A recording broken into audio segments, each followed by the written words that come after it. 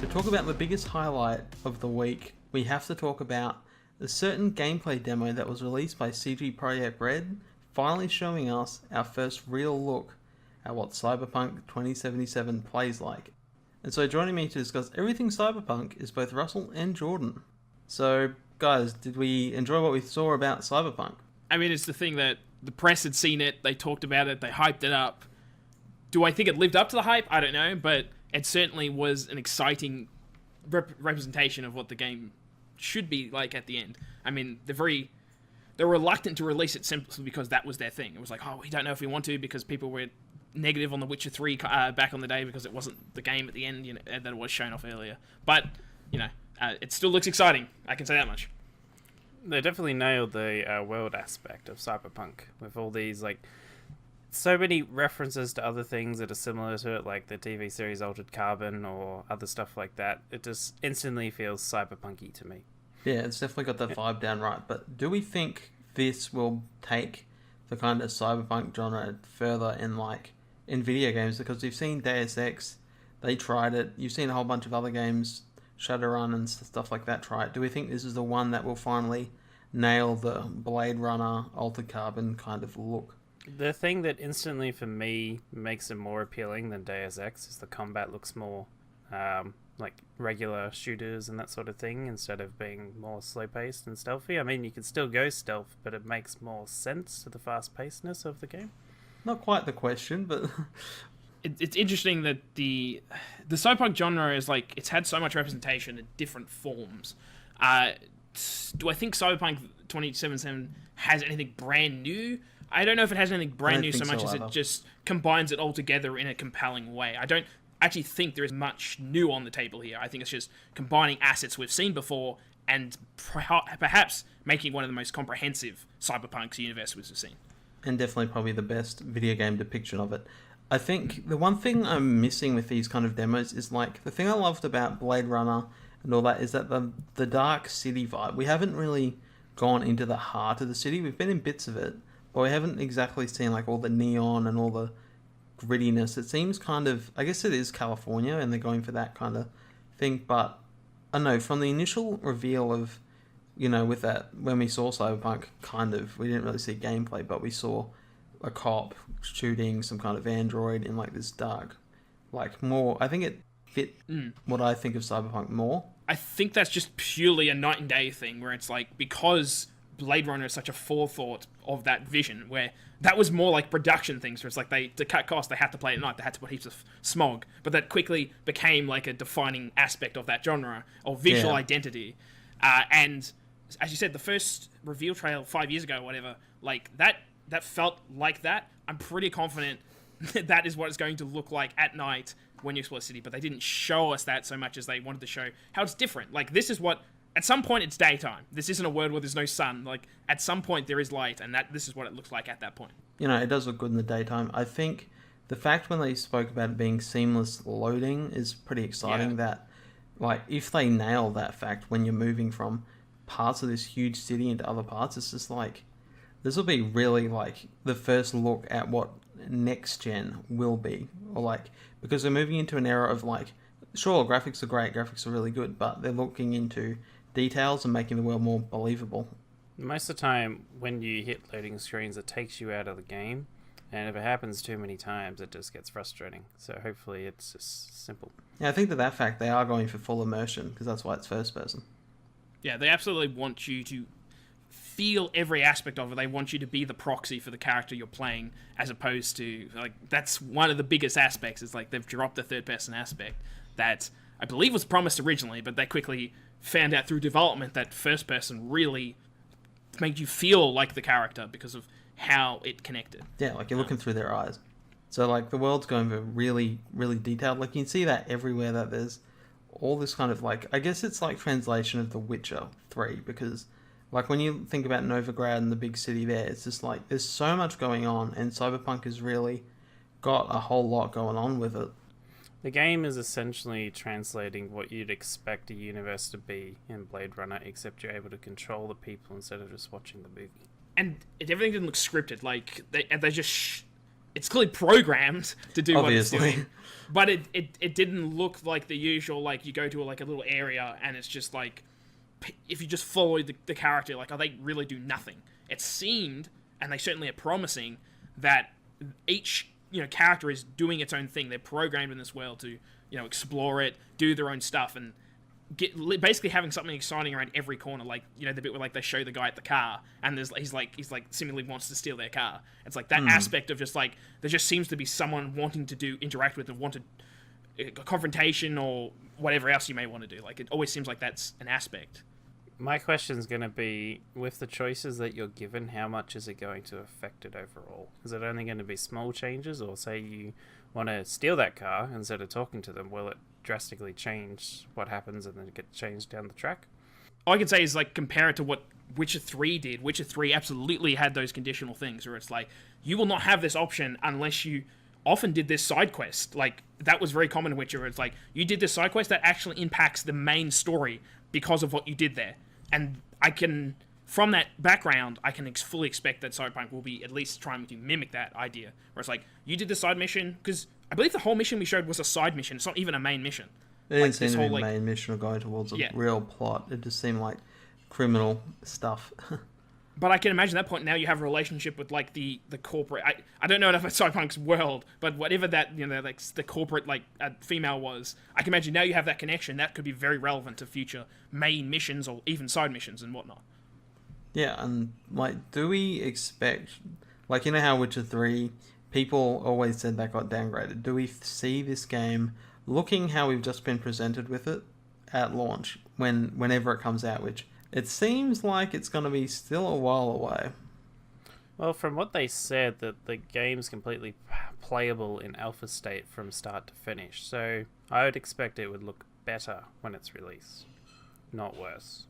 Maybe it's Maybe it's really we're getting to the point now where there are so many theories and ideas behind the next generation, and going off the past, we can assume it's very likely that the PS5 and Xbox whatever are probably going to be out 2020, or at least be in that kind of range of time. So Cyberpunk doesn't, to me, right now look like a next year game, especially with the ambitious comments like, we want it to be a fully explorable open world with 0 loading screens. I'm like, my experience in games right now is that is unachievable. They wouldn't be able to do it on the scale they're promising.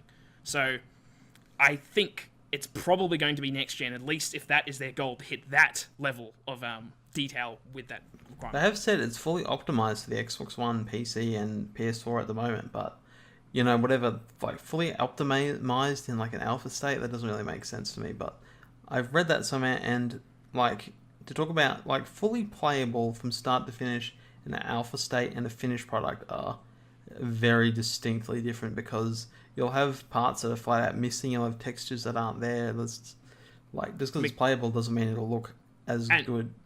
And mechanics that haven't even potentially been developed yet. Like, often it could come down to the line where it's like, I think of like God of War, and I think the close person perspective was like one of the very late things decided upon to like commit to. It was like, it's going to be that close person camera.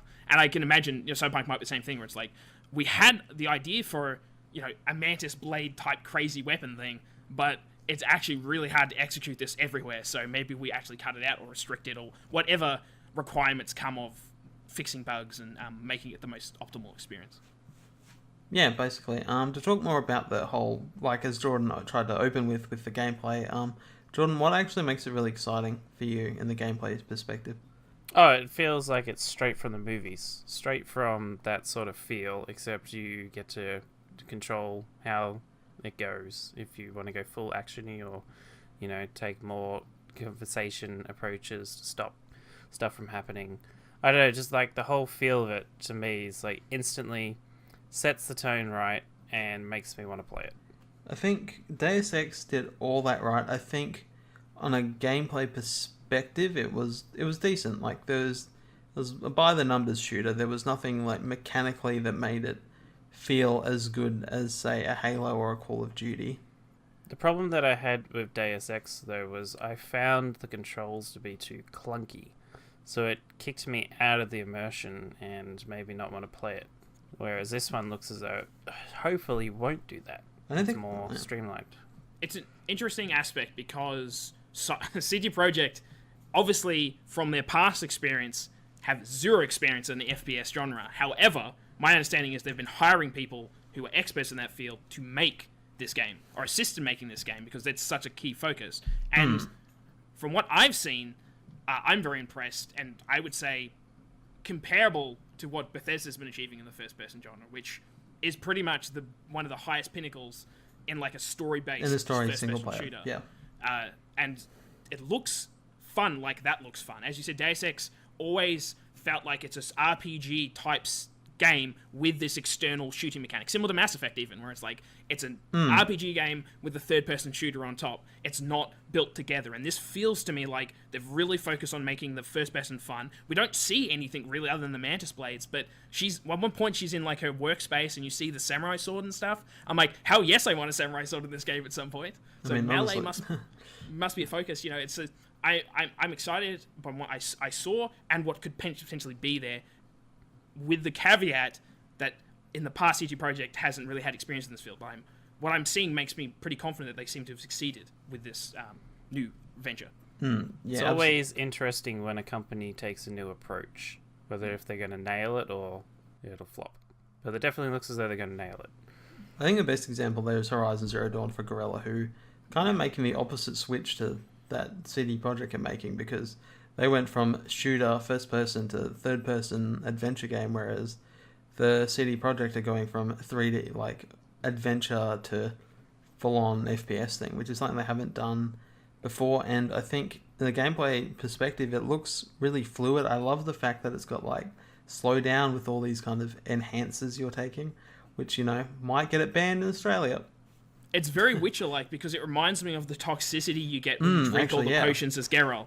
And I wonder if there's going to be some trade-off where it's like, they speak of like, will you become more machine than human? And I wonder if it's like that idea with the you know, the enhancers they're using to like do the slow-mo and stuff. Like you can overdose on that and suddenly you become weaker in combat because you've used too much or something like that. Or you die. You just fail mission. You just kill yourself.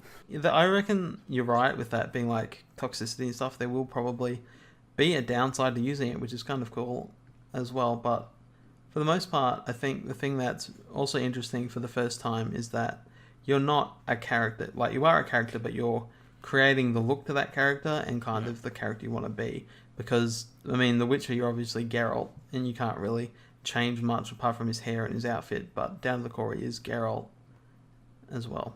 So I think they're changing it a bit in this one to kind of, obviously you are a character called V, but what do you do with that character is really up to you with how you want to build it in terms of the stats. How cool you want to be, that's a cool stat. And there aren't really classes, but there are like skills and stats, like similar to, say, Fallout or something.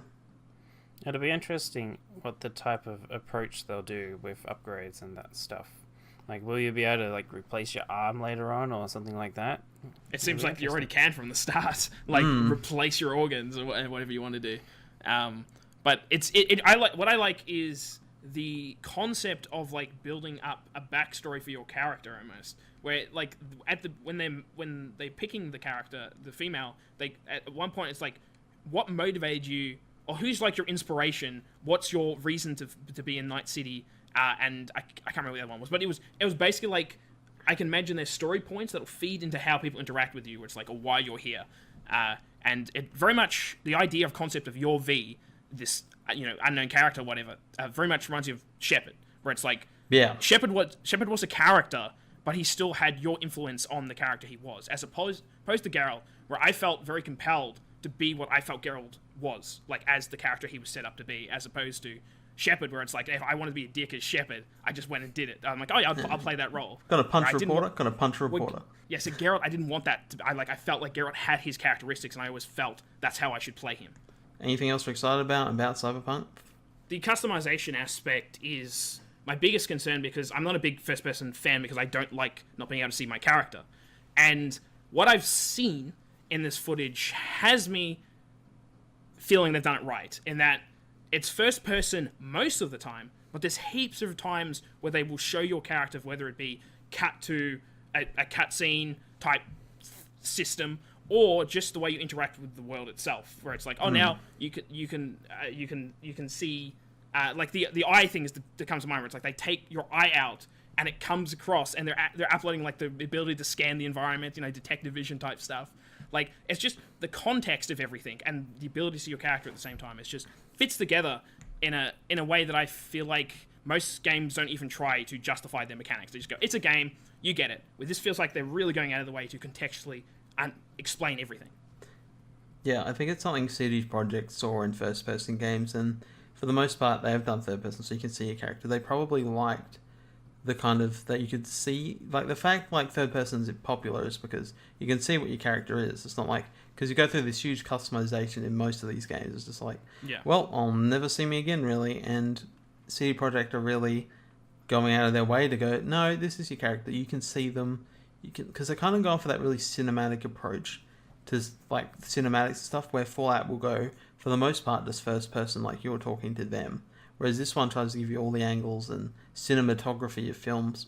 Yeah, and I can certainly imagine, like, the apartment seems like it's a main fixture of this game, where it seems like you're probably going back there a hell of a lot, because they, like, showing you, like, all the weapons you have on the wall, very Matrix type thing. They've got your clothes on the racket. Like, all that kind of aspect makes me think that you're going there a hell of a lot, and you'll see your progress. It's like, oh, you've gotten some new upgrades. Now you look in the mirror, and, like, your entire face is now cyborg because you've over-augmented yourself. Like, if they don't have the Deus Ex sunglass augmentation, I'll be disappointed. I will be heartbroken. Got to get those sunglasses in there. Need a big trench coat as well, and I think in terms of the cool looking department, I think they will absolutely nail it for Cyberpunk, and clearly we're pretty excited for it. Like a lot of people are excited for this game because it's been a long time coming. It's been years before we've actually seen ourselves how it plays. We saw it at E3, and having other outlets telling you like, this is the demo we saw and this is why we're excited.